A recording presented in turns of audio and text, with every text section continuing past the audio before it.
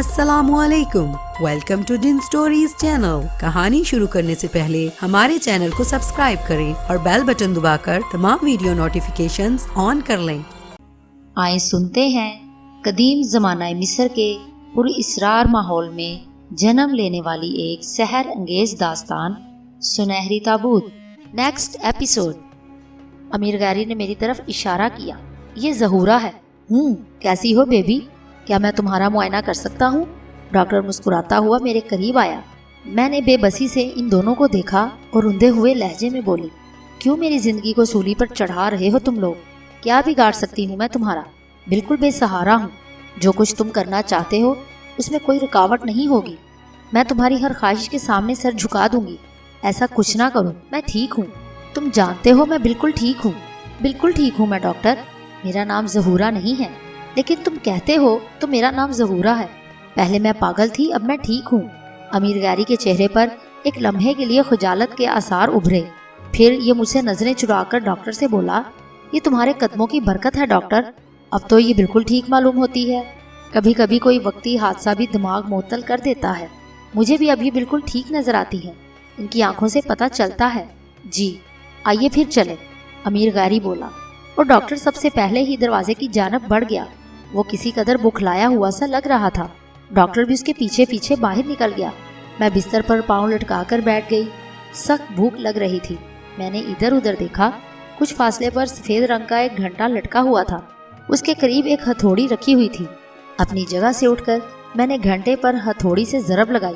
بڑی مترنم آواز ابھری تھی۔ دوسرے ہی لمحے وہی دونوں لڑکیاں اندر داخل ہو گئی۔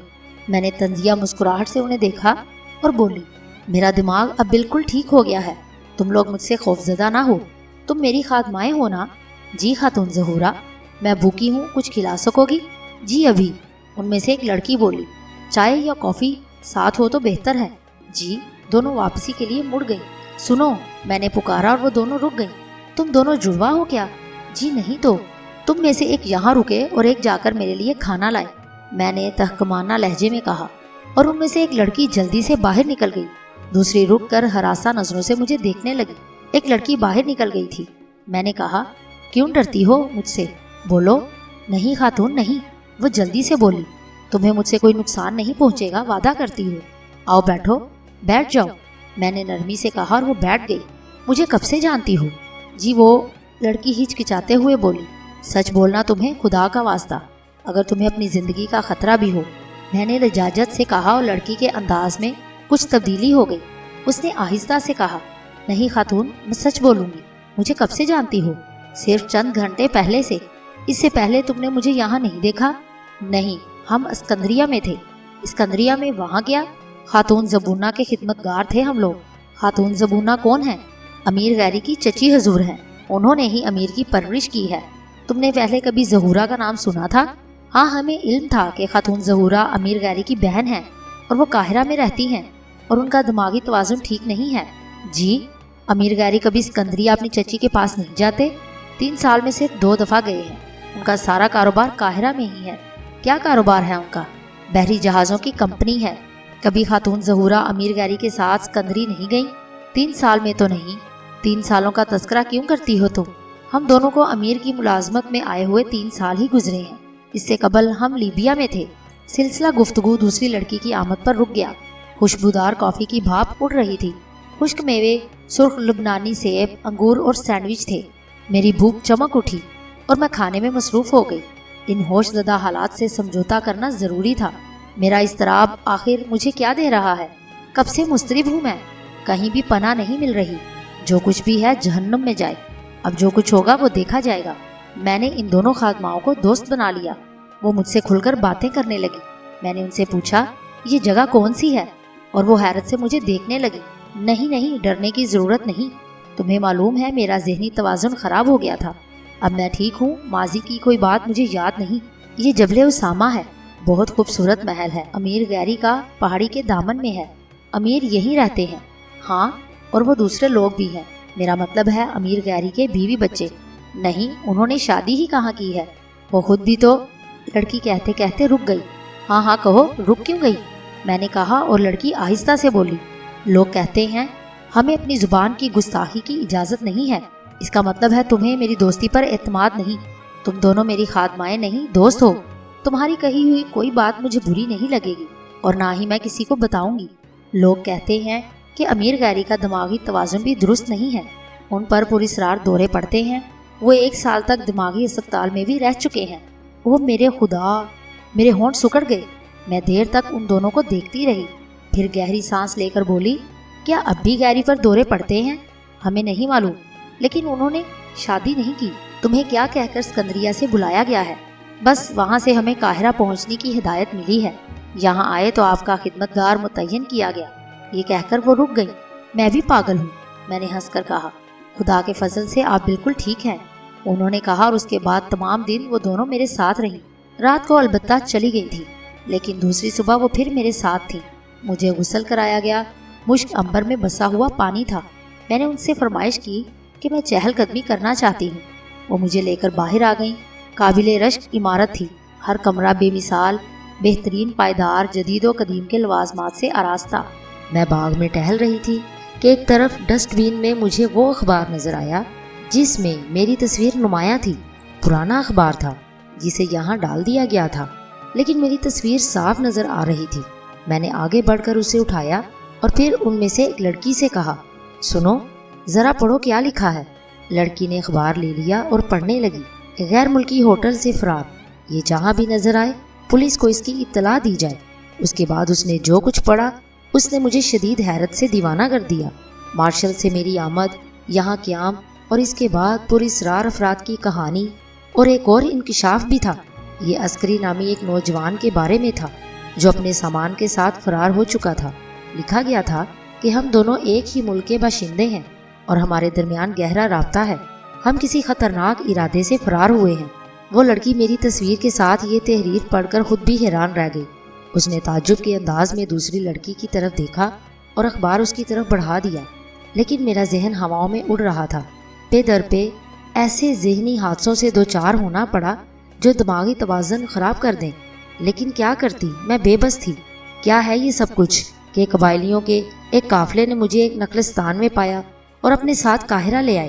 انہوں نے مجھے خلوص کے ساتھ پولیس کے حوالے کر دیا، لیکن پولیس افسر نے یہ فریب کیا۔ اس نے میری تصویر دیکھ کر یہ غلط کارروائی کیوں کی؟ اس نے مجرمانہ طور پر اپنے فرض سے غداری کی تھی۔ یقیناً کسی نہ کسی طرح امیر گیری سے اس کا گٹھ جوڑ تھا، مگر کیوں؟ امیر گیری تو ایک مصری سرمایہ دار تھا۔ اسی وقت ان میں سے ایک لڑکی نے مجھے مخاطب کر کے کہا، خاتون ظہورہ، یہ تصویر تو آپ کی ہے، لیکن اس کے ساتھ تحریر بڑی عجیب ہے۔ میں نے غمناک نظروں سے اسے دیکھا اور بولی، تمہارا کیا خیال ہے؟ ہم دونوں حیران ہیں، شاید اخبار والے بھی پاگل ہیں۔ ویسے ایک بات بتاؤ، تمہیں میرے بارے میں کیا ہدایت ملی ہے؟ یہی کہ ہمیں آپ کی خدمت کرنی ہے۔ امیر گیری نے خود تمہیں ہدایت کی ہے؟ نہیں، امینی، احسان امینی۔ گڈ، یہ کوئی نیا آدمی ہے؟ ہاں، اس محل کا نگران۔ اسی نے ہمیں لیبیا سے بلا کر یہ نوکری دلوائی ہے۔ وہ خود ہمیں لینے کے لیے اسکندریہ گیا تھا۔ کیا کہا تھا اس نے؟ اس نے کہا تھا کہ دولت مند گھرانے میں نوکری کرنی ہے تو ایک بات گرہ میں باندھ دو، یہاں کان کھلے اور زبان بند رکھنا ہوتی ہے۔ آنکھوں سے دیکھو، کانوں سے سنو، دماغ سے سمجھو، لیکن زبان سے کچھ نہ بولو۔ او، میں نے آہستہ سے کہا، پھر بولی، تم دونوں نے کتنی تعلیم حاصل کی ہے؟ بہت معمولی سی، انگریزی بول اور سمجھ لیتے ہیں۔ مجھے خوش رکھنا تمہاری ذمہ داری ہے۔ ہاں، تو پھر میرا ایک کام کرو۔ بولیے۔ محل میں ہر جگہ میں آ جا سکتی ہوں، ہاں کوئی پابندی نہیں ہے۔ تم ایک کام کرو، کہیں نہ کہیں سے کوئی تصویر حاصل کرو جو خاتون ظہورہ کی ہو، لیکن وعدہ کرو کہ میری دوستوں کی حیثیت سے میری باتوں کو راز رکھو گی۔ وہ دونوں پاگل نہیں تھی۔ اخبار میں تصویر کے ساتھ وہ تحریر پڑھ کر وہ بھی بہت حیران تھی۔ ان میں سے ایک نے ہچکچاتے ہوئے لہجے میں کہا، ایک سوال کر سکتی ہوں خاتون؟ ہاں، میں نے تمہیں دوستوں کا درجہ دیا ہے۔ آپ خاتون ظہورہ نہیں ہیں؟ نہیں۔ تو پھر آپ کون ہیں؟ وہ جو اخبار میں لکھا ہے۔ آپ ہوٹل سے فرار ہوئی ہیں؟ نہیں، مجھے تو اغوا کیا گیا ہے۔ کس نے اغوا کیا؟ امیر گیری نے، میں نے جواب دیا، اور وہ دونوں خوفزدہ نگاہوں سے مجھے دیکھنے لگی۔ پھر ان میں سے ایک نے کہا، کسی قسم کی غداری کرنے والے کو خاموشی سے گردن دبا کر ہلاک کر دیا جاتا ہے اور ان کی لاشیں تاریک غاروں میں ڈال دی جاتی ہیں جہاں کوئی انہیں کبھی تلاش نہیں کرتا۔ براہ کرم ہماری زندگی خطرے میں نہ ڈالیں۔ اگر آپ نے ہمیں اس کے لیے مجبور کیا تو ہم احسان امینی کو خبر کر دیں گے۔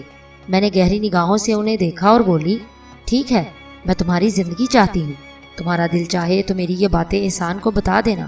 نہیں، خدا کی قسم ہم ایسا کام کبھی نہیں کریں گے، یہ ہمارا وعدہ ہے۔ میں نے مزید کچھ نہ کہا۔ پھر عسکری کے بارے میں سوچا، اس سے بھی ایک مفرور مجرم قرار دیا گیا۔ پتہ نہیں، پہلی بار عسکری کے لیے دل پسیجا تھا۔ اگر وہ رشاق کا اعلیٰ کار نہ بنا ہوتا تو بہت کچھ ہو سکتا تھا۔ اس نے میرے لیے بہت کچھ کیا ہے۔ پھر رشاق کا خیال آیا، اس نے اپنے آپ کو پتہ نہیں کیا بتایا تھا اور اپنی سوز داستان سنائی تھی۔ کون جانے وہ داستان سچی تھی یا جھوٹی۔ ہاں، اس نے کبھی مجھے پریشان نہیں کیا۔ خیر، یہ دن بھی گزر گیا۔ دونوں لڑکیاں بدستور میری خدمت گاری پر متعین تھیں۔ دوپہر کا کھانا بس معمولی سا ہی کھایا۔ پھر رات ہو گئی۔ رات کے کھانے پر میں نے لڑکیوں سے کہا کہ میں ان کی صورتیں دیکھ دیکھ کر بیزار ہو گئی ہوں۔ امیر غیری کو میرا پیغام دیا جائے کہ میں اس سے ملنا چاہتی ہوں، لیکن امیر غیری موجود نہیں تھا۔ رات کو نہ جانے کب تک سوتی رہی اور پھر کسی وجہ سے آنکھ کھلی۔ جو منظر نگاہوں کے سامنے آیا اس نے چونکا دیا۔ ایک انوکھی سبز روشنی پھیلی ہوئی تھی۔ سمجھ میں نہیں آ رہا تھا کہ یہ روشنی کیسی ہے۔ اس سے جگہ جگہ کرنیں پھوٹ رہی تھی۔ ذہن مزید بیدار ہوا تو مجھے احساس ہوا کہ میں کسی بستر پر نہیں بلکہ میرے پاؤں نیچے لٹکے ہوئے ہیں اور میں کسی آرام دہ کرسی جیسی جگہ پر کمر ٹکائے بیٹھی ہوں۔ مجھے شدید حیرت ہوئی اور میں آنکھیں پھاڑ پھاڑ کر چاروں طرف دیکھنے لگی۔ یہ عجیب و غریب ماحول خوابوں جیسا تھا۔ تا حد نگاہ وسعتیں ہی وسعتیں تھیں اور ان وسعتوں میں زمردی روشنی پھیلی ہوئی تھی، انوکھی اور حیرت ناک۔ جگہ جگہ لوگ نظر آ رہے تھے، ہلکی موسیقی سنائی دے رہی تھی۔ میرا دل دھک سے ہو گیا۔ اگر یہ خواب ہے تو پھر یہ ہوش جیسا کیوں لگ رہا ہے؟ ہر طرف ایک نفیس خوشبو پھیلی ہوئی تھی اور یہ خوشبو ایک بڑے سے برتن سے اٹھ رہی تھی جس سے ہلکا ہلکا سفید دھواں خارج ہو رہا تھا۔ خوشبو عود و عنبر کی تھی جسے میں نے فوراً پہچان لیا۔ وہ ہوا میں لہراتے سائے جو زرد روشنی میں ادھر ادھر آ جا رہے تھے، زمانہ قدیم کے فرعونہ کے دور کے لباس پہنے ہوئے تھے۔ ان میں سے بعض کے جسم برہنہ تھے اور ان پر سونے کے چمکدار نقوش نظر آ رہے تھے جو غالباً قدیم مصر کے زیورات کی شکل میں ان کے جسم سے لپٹے ہوئے تھے۔ خوف و دہشت کے عالم میں چاروں طرف نگاہیں دوڑانے لگی۔ اچانک ہی میرے ذہن پر ایک عجیب سی کیفیت طاری ہوئی۔ کارچوک کی پہاڑیوں میں ملنے والی نزائلہ کی لاش جو میری ہمشکل تھی، اور اس کے بعد وہ پجارن جس کا تعلق مصر کی ایک قدیم تہذیب سے تھا اور بڑی محبت پجاری۔ نہ جانے کیا کیا یاد آنے لگا۔ رشاق کی سنائی ہوئی کہانیاں۔ مجھے یہ بھی اندازہ ہوا کہ جہاں میں بیٹھی ہوئی ہوں وہ بھی ایک تخت ہے جو زمرد سے بنا ہوا ہے اور اس پر انتہائی نفیس گلاف چڑھے ہیں۔ میں نے انہیں چھو کر دیکھا۔ یہ خواب نہیں ہے۔ میں بے اختیار اپنی جگہ سے اٹھ کھڑی ہوئی۔ ایک دم جیسے سکوت چھا گیا۔ ہلکی ہلکی موسیقی کی جو آوازیں بلند ہو رہی تھی وہ بند ہو گئی۔ ذہن اس سناٹے سے چٹکنے لگا۔ میں اپنے آپ کو یہ سمجھانے کی کوشش کر رہی تھی کہ یہ خواب نہیں ہے بلکہ عالم ہوش ہے، مگر کیا ہے؟ میں اس عظیم الشان حال کی وسعتوں میں بکھرے ہوئے ہیولوں کو دیکھنے لگی۔ سفید باریک سنگی مجسمے آویزاں تھے اور ان کے جسموں میں جڑے ہوئے زمرد اور ان سے پھوٹتی ہوئی زرد روشنیاں۔ یہ سب کچھ کہاں سے آ گیا؟ میں کہاں ہوں؟ کیا اپنے گھر میں ہارون دانش کی لائبریری کی کتابوں کے درمیان، یا پھر اس جزیرے پر؟ بالکل نہیں، بالکل نہیں۔ میں مصر میں تھی، امیر غیری کی قیدی، اس کی کسی سازش کا شکار۔ لیکن یہ جادو خانہ۔ اچانک سامنے سے دو کنیز جیسی عورتیں آتی ہوئی نظر آئیں۔ انہوں نے اپنے ہاتھوں میں تشت اٹھائے ہوئے تھے، ان کی گردنیں جھکی ہوئی تھی، جسامت بے مثال تھی۔ میرے قریب پہنچ کر انہوں نے وہ دونوں بڑے بڑے تشت زمین پر رکھ دیے اور گردن خم کر کے کھڑی ہو گئی۔ میں نے پھٹی پھٹی آنکھوں سے وہ تشت دیکھے، ان میں رکھا سامان دیکھا۔ ایک انوکھے کپڑے سے بنا ہوا سبز رنگ کا لباس جس میں باریک باریک حسین موتی جگمگا رہے تھے۔ دوسرے تشت میں انتہائی قدیم طرز کے بنے ہوئے زیورات جن میں یاقوت، زمرد اور فیروزے جگمگا رہے تھے۔ آنے والی عورتوں میں سے ایک نے عبرانی زبان میں کہا، زمان وقتہ کی تقدیس ہو تیری، تقدیس ہو تیری، ابرائیز کی بیٹی تقدیس ہو تیری، منظور نظر فرعون وقت کی ملکہ، تیرے لیے یہ خلط زمرد آیا ہے، ہمارے ساتھ چل اور یہ خلط پہن لے، ہم تیری کنیزیں ہیں اور فرعون اعظم تجھ تک پہنچنے والا ہے، تقدیس ہو تیری، تقدیس ہو تیری۔ میں نے شدید غصے کے عالم میں کہا، کیا بکواس کر رہی ہو تم؟ کیا بک رہی ہو؟ میری سمجھ میں کچھ نہیں آ رہا۔ نہ میں کسی ابرائیز کی بیٹی ہوں اور نہ مصر کی ملکہ۔ پاگل ہو تم سب۔ میں تو نشا ہوں، نشا ہارون دانش۔ یہ کیا جادو خانہ ہے؟ کیوں پریشان کر رہے ہو تم لوگ مجھے کیوں دیوانہ بنا رہے ہو؟ ہٹا لو یہ سب میرے سامنے سے، مجھے اپنے گھر واپس جانے دو، میں جانا چاہتی ہوں۔ میری آواز بری طرح گونج رہی تھی۔ دونوں کنیزیں خوفزدہ ہو کر کئی قدم پیچھے ہٹ گئیں۔ تب میں نے ایک سمت ایک سفید روشنی دیکھی۔ اس ہال کی وسعتوں کے ایک حصے سے کچھ افراد آ رہے تھے۔ میں نے دانت پیستے ہوئے ان پر نظر ڈالی۔ آگے چند روحانی پیشوا تھے، ان کے ساتھ کچھ لوگ عجیب سی شکلیں بنائے چل رہے تھے۔ انہوں نے انسانوں جیسے سر کے ساتھ حیوانوں کے جسم لگائے ہوئے تھے۔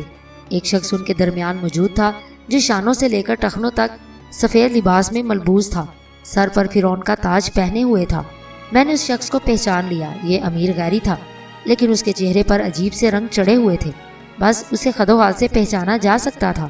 اس کے ہاتھوں میں ایک لمبی سی سفید چھڑی تھی جسے وہ دونوں ہاتھوں سے پکڑے ہوئے چہرے کے مقابل اٹھائے ہوئے تھا۔ عجیب ڈرامہ باز شخص تھا۔ میں نے دانت پیستے ہوئے اسے دیکھا، یہاں تک کہ وہ میرے قریب پہنچ گیا اور اس کے پاس پھیلے ہوئے روحانی پیشوا ایک سمت ہٹ گئے۔ میرے قریب پہنچ کر اس نے کہا، زمان نوختہ کی زندگی کس بات پر ناراض ہے؟ کیوں مجھے پریشان کر رہا ہے تو بہروپیے؟ دیکھ لینا، میں تجھ سے اس بدتمیزی کا بدلہ لوں گی۔ میں تیری نظر کرم کا طالب ہوں۔ میری روح یہ لباس پہن کے میں تجھے وہاں لے چلوں گا جہاں سورج غروب ہوتا ہے۔ میں تجھے کائنات کی تمام خوشیاں مہیا کروں گا۔ زمان نوختہ ہے میرا نام، مجھے پہچان۔ اپنے دماغ کو روشن کر ماضی کی وسعتوں میں کھو جا، تجھے سب یاد آ جائے گا۔ میں کہتی ہوں ذلیل انسان، مجھے میرے گھر جانے دے۔ میں اتنی زور سے چیخی کہ میری آواز پھٹ گئی اور سر چکرا گیا۔ اسی وقت ایک روحانی پیشوا نے آگے بڑھ کر ایک تھال میرے سامنے رکھ دیا اور دوسرے روحانی پیشوا نے کوئی باریک سا برادہ مٹھی میں بھر کر اس میں ڈالا۔ دھوئیں کا مرغولا بلند ہوا اور یہ دھواں میرے نتنوں میں بری طرح چڑھ گیا۔ مجھے زور سے کھانسی آئی اور گرنے سے بچنے کے لیے مجھے اسی تخت کا سہارا لینا پڑا، لیکن میرے ہوش و حواس کھوتے جا رہے تھے اور اس کے بعد مجھے ہوش نہ رہا۔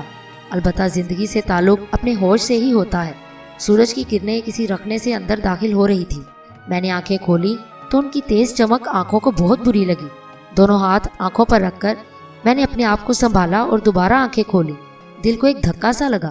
رات کے واقعات ایسے نہیں تھے کہ ذہن سے نکل جاتے، لیکن اس وقت میں اس عجیب و غریب جگہ نہیں تھی، بلکہ میرا اپنا کمرہ تھا، وہی کمرہ جہاں امیر غیری نے میرے قیام کا بندوبست کیا تھا۔ ہر چیز وہی تھی، لیکن اس وقت پیشانی درد سے پھٹی جا رہی تھی۔ آنکھوں پر جو بوجھ تھا اس سے اندازہ ہوتا تھا کہ رات کی نیند بھرپور نہیں رہی۔ یہ سب کچھ بہت انوکھا تھا۔ ایک ایک منظر مجھے یاد تھا۔ امیر غیری بھی یاد تھا اور اس کا وہ نام بھی جو اس نے مجھے بتایا تھا۔ اس نے اپنا نام زمان نوختہ لیا تھا اور میرا نام تو وہ شروع سے ہی ظہورا لے رہا تھا۔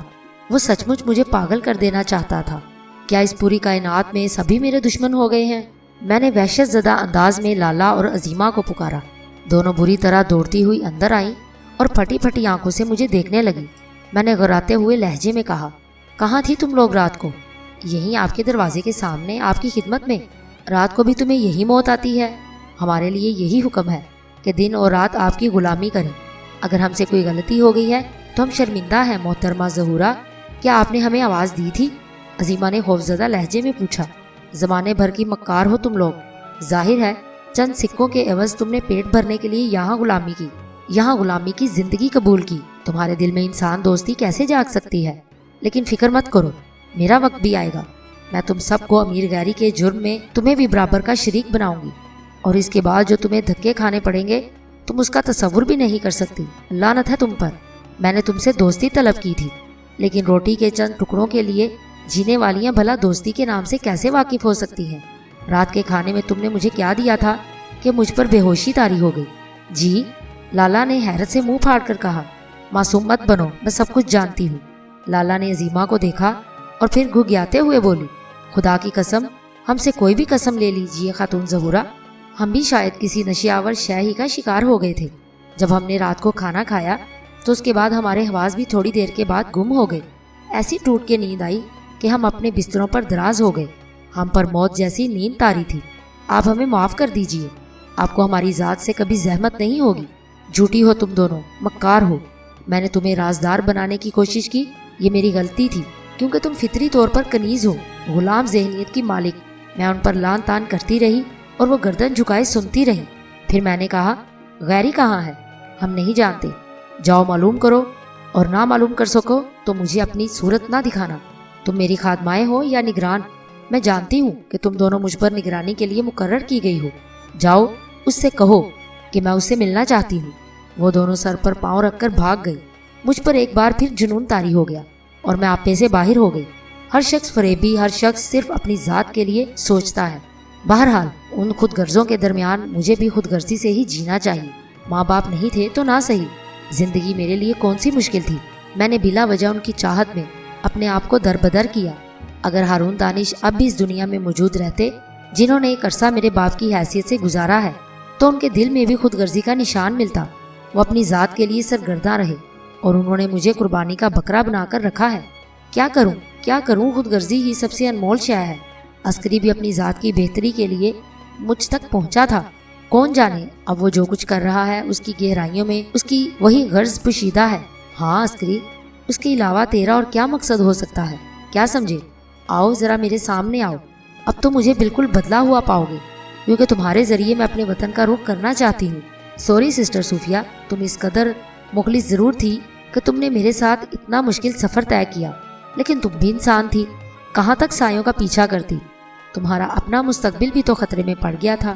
بہت اچھا کیا تم نے کہ ڈاکٹر عارف کا سہارا لے لیا، تو پھر بھی دوسروں سے بہتر ہو۔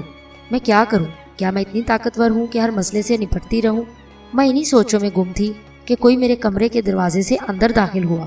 لمبے چوڑے بدن کا مالک، تنگ پیشانی، سیاہ چہرہ، چھوٹی چھوٹی آنکھیں، گھنگریالے بال، ادھیڑ عمر کا یہ شخص بہت تیز معلوم ہوتا تھا۔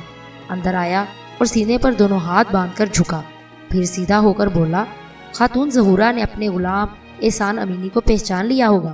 اچھا تو تم ہو احسان امینی، آپ کا دیرینہ خادم۔ جال سازوں کا پورا گروہ موجود ہے۔ خیر، تم انسان ہو یا روم کے بادشاہ، مجھے اس سے کوئی غرض نہیں۔ میں امیر گیری سے ملنا چاہتی ہوں۔ امیر ذرا مصروف ہیں، شام کو 4 بجے تک وہ آپ سے ملاقات کریں گے۔ میرے لیے کوئی اور حکم ہو تو فرما دیجیے، اور براہ کرم اپنی خادماؤں سے سختی سے برتاؤ نہ کیجیے۔ اگر آپ ذہنی انتشار محسوس کر رہی ہیں تو میں ڈاکٹر نصران کو طلب کر لوں، وہ آپ کو یقیناً پرسکون رہنے کے لیے کوئی دوا دے دیں گے۔ جا سکتا ہے تو جا سکتا ہے احسان امینی، تو جا سکتا ہے۔ کیا سمجھا؟ تو یہ سمجھتا ہے کہ میں سمجھ نہیں رہی کہ اگر میں نے اپنا سخت رویہ جاری رکھا تو مجھے ڈاکٹر نصران کے حوالے کر دیا جائے گا؟ احسان امینی گردن جھکائے کھڑا رہا اور بولا، اپنے آپ کو پرسکون رکھنے کی کوشش کیجیے۔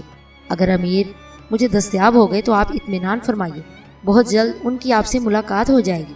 سینے میں سانس نہیں سما رہی تھی، بہت غصہ آ رہا تھا، لیکن پھر دماغ کو ٹھنڈا کرنا ہی مناسب سمجھا۔ چنانچہ اب کچھ تبدیلی ہونی چاہیے، میں نے آہستہ سے کہا۔ جاؤ میرے لیے ناشتے کا بندوبست کرو۔ بہت خوب، ابھی لایا۔ وہ واپسی کے لیے مڑا اور دروازے کے قریب رک کر بولا، لالا اور عظیمہ کے لیے کیا حکم ہے؟ میں کچھ نہیں جانتی، جو دل چاہے کرو۔ احسان امینی نے گہری نگاہوں سے مجھے دیکھا اور پھر باہر نکل گیا۔ کچھ دیر کے بعد میرے لیے ناشتہ آ گیا۔ لالا اور عظیمہ کو اس کے بعد میں نے منہ نہیں لگایا، مجھے ان دونوں سے نفرت ہو گئی تھی۔ شام کو ٹھیک 4 بجے امیر گیری اجازت دے کر میرے کمرے میں داخل ہوا۔ میں نے گہری نظروں سے اسے دیکھا، پختہ کار انسان تھا، ورنہ مجھ سے نگاہیں ملاتے ہوئے اس کی آنکھوں میں جھجک ہوتی۔ اس نے مجھے تعظیم دی، پھر مدھم لہجے میں بولا، خاتون ظہورا نے مجھے طلب کیا ہے۔ میں زہریلے انداز میں مسکرائی اور بولی، تم میرے بھائی ہو نا امیر گیری؟ میرے الفاظ پر وہ ایک لمحے کے لیے گڑبڑایا، پھر سوچتا رہا اور بولا، یہ تم بہتر جانتی ہو۔ نہیں، میں تمہاری زبان سے سننا چاہتی ہوں۔ اس وقت مجھے اس بات سے اعتراف کرنے میں کوئی آر نہیں ہے کہ یہ سچ نہیں ہے، تو پھر کون ہو؟ یہ سوال قبل از وقت ہے۔ اگر موجودہ وقت میں اپنے بارے میں پوچھو تو میں بھی تسلیم کرتا ہوں کہ تمہارا نام نشا ہارون دانش ہے۔ تم مارشل کی مسافر ہو، لیکن تمہارا ذہن بھی گرد آلود ہے۔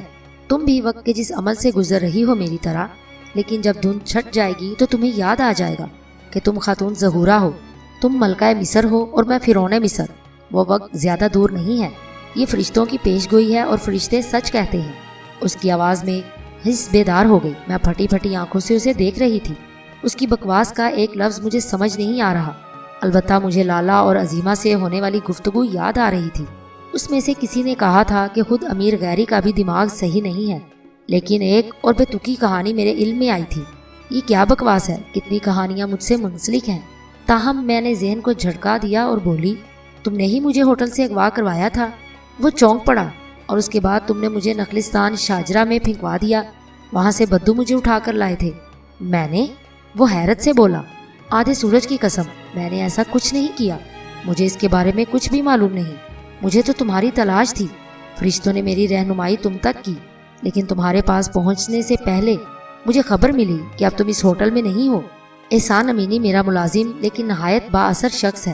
اس نے ناکہ بندی کرائی اور پولیس کے ناموں کے سربراہوں کو تیار کیا کہ اگر تم کسی طرح ان میں سے کسی تک پہنچ جاؤ تو حکام اعلیٰ کو خبر کرنے کی بجائے ہمیں خبر کی جائے. اس نے ہی تمہیں میری بہن ظہورا کا نام دیا. یہ میری کارروائی نہیں ہے. اسی احمق نے ایسا کیا اور ہم اس بات کو نبھا رہے ہیں. میں اس کی باتوں کے الجھاؤ میں گم ہو گئی. پھر کون مجھے ہوٹل سے لے گیا؟ اس نخلستان تک مجھے کس نے پہنچایا؟ میں نے کہا، کیا ظہورا تمہاری بہن ہے؟ میرے ان الفاظ سے اس کے چہرے پر غم کے تاثرات پھیل گئے. اس نے آہستہ سے کہا، ہے نہیں، تھی.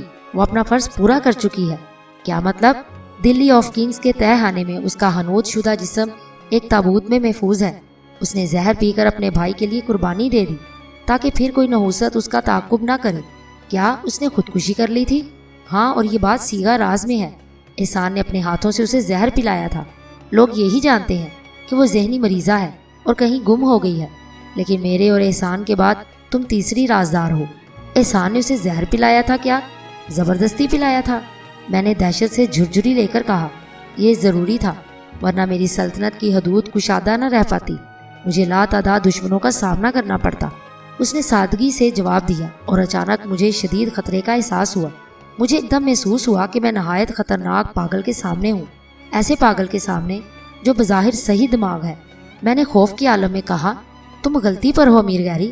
تم ایک مسلمان ملک کے مسلمان شہری ہو اور تم آدھے سورج کی قسم کھاتے ہو. خدا را خود کو سنبھالو. یہ تمہاری بھول ہے. تم صرف امیر گیری ہو. یہ خطرناک خیال نہ جانے کیسے تمہارے ذہن میں بیٹھ گیا ہے. اس نے گردن ہلائی اور بولا، نہیں ظہورا، ہم ابھی گرد آلود ہیں. جب ہمارے ذہنوں کی گرد چھٹ جائے گی تو ہم ایک دوسرے کو پہچان لیں گے. تم اس کا اظہار کر چکی ہو رات کو. مجھے بتاؤ، تم عبرانی زبان جانتی ہو؟ عبرانی زبان؟ بالکل نہیں. تب پھر یاد کرو، رات کو تم نے اپنی تقدیس کرنے والی کنیزوں سے جو تمہارے لیے لباس لائی تھی، ان سے اور مجھ سے عبرانی زبان میں اظہار ناراضگی کیا تھا. یاد کرو، دماغ پر زور دو. تم عبرانی زبان نہیں جانتی، لیکن تم نے اسے سمجھا اور بولا. یہ اس بات کا اظہار ہے کہ فرشتے سچ کہتے ہیں. میرا دماغ تاریک ہونے لگا. میں بری طرح چکرا گئی. کم از کم یہاں وہ سچ کہہ رہا تھا. رات کے ان لمحات میں جو میں نے سنا اور بولا، وہ نہ تو اردو زبان تھی اور نہ انگریزی. مجھے اچھی طرح یاد تھا. مجھے ان دونوں کنیزوں کی صورتیں تک یاد تھیں جو اپنے ہاتھوں میں تشت اٹھائے ہوئے تھی. انہوں نے کہا تھا، تقدیس ہو تیری، ابرانوس کی بیٹی، زبان مختہ کی منظور نظر. مجھے ان کے یہ الفاظ تک یاد تھے اور میں نے اسی زبان میں انہیں جواب دیا. ہمارے درمیان صدیوں کی گرد چھائی ہوئی ہے ظہورا. ہم وقت کے گرداب میں پھنسے ہوئے ہیں، لیکن صدیاں گردش کرتی ہیں. اہل مصر جھک جائیں گے. اس کا ثبوت ہمارے جسموں میں دوڑنے والی زندگی ہے. ہمارے جسم جاگ اٹھے ہیں، بس ہمارے ذہنوں کے صاف ہونے کی دیر ہے. اہل مصر جھک جائیں گے ہمارے سامنے اور کہیں گے کہ تقدیس کرو ان کی جو تمہارے درمیان ہے، اور لوگ فرعون وقت کو پہچان لیں گے. یہ سلطنت واقعی ہماری ہوگی. سمجھی، مصر پر ہماری حکومت ہوگی ظہورا. اس کی آنکھیں خوابناک ہو گئیں. میں پھٹی پھٹی آنکھوں سے اسے دیکھ رہی تھی. اس کے بارے میں لوگ صحیح تجزیہ کرتے تھے کہ وہ پاگل ہے. مجھے اس کی بکواس سے کوئی دلچسپی نہیں تھی. اب اس وقت جب ایک انوکھا ماحول میرے سامنے تھا، میں سخت مشکل میں گرفتار تھی. میری برہمی مجھے کچھ نہیں دے سکتی تھی. اس کی دیوانگی ہی میرے لیے بچت کا ذریعہ تھی. کم از کم میرا ذہن تو صاف ہو. مجھے پہلی بار اپنے آپ حیرانی ہوئی. وہ خاموش تھا. میں نے پوچھا، تم قدیم مصری زبان بھی بول سکتے ہو؟ بخوبی ظہورا، بخوبی. مجھے یہ زبان سکھائی گئی ہے. موجودہ اہل مصر یہ زبان نہیں جانتے، لیکن میں جانتا ہوں، اور جب میرا دور واپس آئے گا تو مصر میں بے شمار تبدیلیاں رونما ہوں گی. مجھ سے اسی زبان میں بات کرو، میں نے پرشوق لہجے میں کہا، اور وہ مسکرایا. عظیم ملکہ ظہورا، جب سرزمین مصر پر اپنا پہلا حکم نافذ کرے گی تو اہل مصر اسے اپنا قانون بنا لیں گے. کسی کی مجال نہیں ہوگی کہ اس حکم سے سرتابی کرے. میں سمجھ رہی ہوں، مگر یہ سب کچھ میری سمجھ میں کیسے آ رہا ہے؟ امیر گیری، کیا میں یہ الفاظ قدیم مصری زبان میں ادا کر رہی ہوں؟ مجھ سے کہیں زیادہ سلیس لہجے میں. اور تمہیں یقین آ گیا ہوگا کہ فرشتے جھوٹ نہیں کہتے. امیر گیری نے جھوم کر کہا، مجھے میرے ہوٹل سے تم نے اغوا کروایا تھا؟ ہرگز نہیں. زمان اختہ ظہورا سے جھوٹ نہ بولے گا. میں نے جو کچھ تمہیں اب تک بتایا ہے وہ سچ ہے، کیونکہ تاریخ کا سب سے گہرا رشتہ جھوٹ کی نظر نہیں کیا جا سکتا.